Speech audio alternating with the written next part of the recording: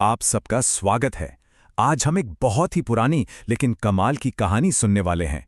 ये कहानी है नंदी विसाल की और ये हमें बताती है कि हमारे शब्दों में कितनी जबरदस्त ताकत छिपी होती है। तो चलिए सीधे इसी सवाल से शुरू करते हैं। कभी सोचा है कि हमारे मुंह से निकले शब्द कितने ताकतवर हो सकते हैं?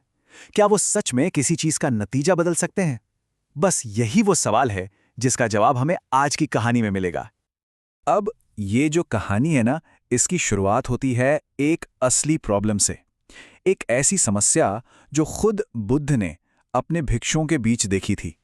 और ये समस्या थी कड़वे और चुभने वाले शब्दों की। तो हुआ ये कि बुद्ध ने देखा भिक्षुओं का एक ग्रुप था, छपक गया, और ये लोग ना दूसरों से बहुत ही रूखे और अपमान करने वाले तरीके से बात कर रहे थे। मतलब कोसना, धमकाना, ये सब चल रहा था। तो बस इसी को देखकर बुद्ध ने सोचा कि इन्हें एक सबक सिखाना जरूरी है, लेकिन एक कहानी के जरिए। और बुद्ध ने जो बात कही वही इस पूरी कहानी का सार है। उन्होंने कहा, कड़वी बातें तो जानवरों तक को पसंद नहीं आती। सोचिए, उनका कहना था कि तीखे शब्द हर किसी को, हर जीव को दुख पहुंचाते हैं। और अपनी इसी बात को समझाने के लिए उन्होंने एक बहुत पुरानी कहानी सुनाई। तो चलिए अब चलते हैं उस कहानी में। ये कहानी है एक ब्राह्मण की, उसके एक बहुत ही खास बैल की, और एक ऐसी शर्त की जिसने सब कुछ दांव पर लगा दिया। इस कहानी में देखिए दो मेन किरदार हैं। एक तरफ है एक बहुत ही दयालु ब्राह्मण जो अपने बैल को ना बिल्कुल अपने बेटे की तरह प्यार करता था, उसकी देखभाल करता था। और दूसरी तरफ था वो बैल, नंदी विसाल। कोई मामूली बैल नहीं था वो। कहते हैं कि वो बोधिसत्व का ही एक रूप था। और वो अपने मालिक का ये प्यार, ये दया किसी तरह चुकाना चाहता था। तो एक दिन नंदी विसाल ने अपने मालिक के लिए एक जबरदस्त प्लान बनाया। उसने ब्राह्मण से कहा, आप शहर के सबसे अमीर सेठ के पास जाइए और डींग हाकिए। कहिए कि मेरा बैल एक साथ 100 गाड़ियां खींच सकता है, और फिर इसी बात पर शर्त लगा लीजिए। है ना कमाल का तरीका अपने मालिक की मदद करने का? और ये कोई छोटी मोटी शर्त नहीं थी साहब, पूरे 1000 सिक्के।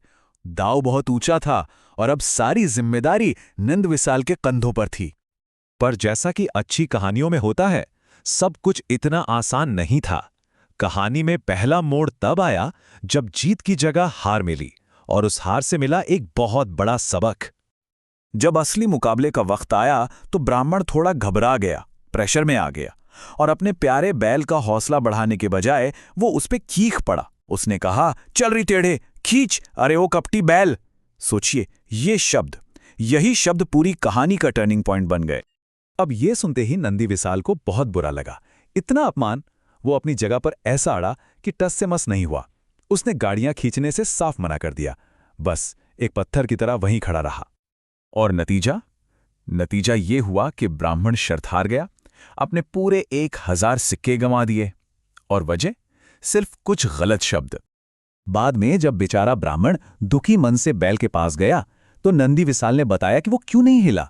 उसने कहा, आपने मुझे कपटी कहा, टेढ़ा कहा, क्या मैंने कभी आपका कोई नुकसान किया है?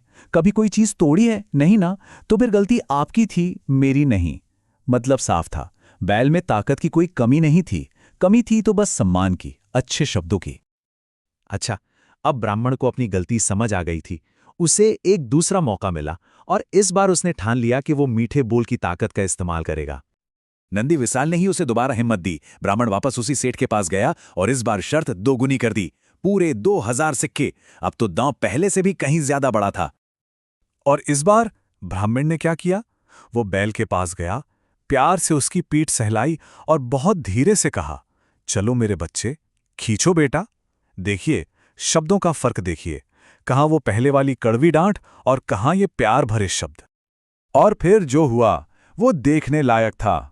ये प्यार भरे शब्द सुनते ही नंदी विसाल ने ऐसी ताकत लगाई कि एक ही झटके में वो सारी की सारी 100 गाड़ियां खींच लीं। ब्राह्मण शर्त जीत गया।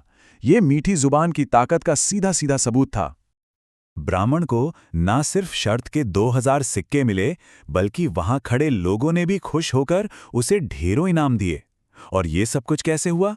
बस अपनी भाषा बदलने से। तो इस कहानी से हम क्या सीख सकते हैं? इसका हमारी रोजमर्रा के जीवन से क्या लेना देना है? बुद्ध ने इस कहानी का जो सार बताया वो एक सिद्धांत में छिपा है। मनुंजयमेव भासेये, इसका सीधा सा मतलब है कि हमेशा ऐसे शब्द बोलो जो सुनने में अच्छे लगे, प्यारे लगें। ऐसे शब्द जो मीठे हों, कोमल हों। तो मीठे बोल या प्रिय वचन होते कैसे हैं? देखिए, वो मीठे होते हैं, उनमें एक लय होती है, वो नरम होते हैं, कोमल होते हैं और उनमें कोई खोट नहीं होती। ये वो गुण हैं जिन्हें हम सब अपनी बातचीत का हिस्सा बनाने की कोशिश कर सकते हैं। और ये कहानी हमें यही तो दिखाती है। जैसे नंदी विशाल अच्छे शब्दों से मोटिवेट हुआ, ठीक वैसे ही हमारे शब्द भी दूसरों को और खुद हमें भी या तो कामयाबी की तरफ ले जा सकते हैं या फिर नाकामी की तरफ। हमारे शब्दों का असर असली होता है। तो आखिर में इस कहानी का संदेश बहुत ही सीधा और गहरा है। हमारे शब्द बहुत मायने रखते हैं। वो चीज़ें बना भी सकते हैं और बिगाड़ भी सकते हैं। और इसी सोच के साथ हम कामना करते हैं कि सभी लोग खुश रहें, सुखी रहें।